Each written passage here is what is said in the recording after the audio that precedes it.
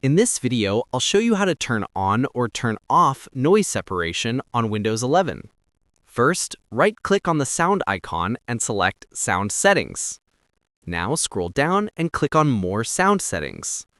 In the Sound dialog box, go to the Communications tab. If you want to mute all other sounds, select Mute All Other Sounds. If you want to reduce all other sounds by 80%, choose that option. If you want to reduce them by 50%, select that one. Here, I'll choose to reduce all other sounds by 100%. Once done, click Apply, and then OK. That's how you can easily turn on noise separation on Windows 11. Now, if you want to turn it off, go back to More Sound Settings, open the Communications tab again, and select Do Nothing. Click Apply, and then OK. And that's it. Your noise separation on Windows 11 is now turned off.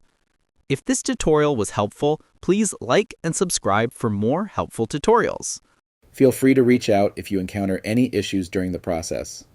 If this video helps you out, please leave a like and subscribe. Comment below if you have any questions. If you need further assistance, consider hiring a professional using the link in this video below.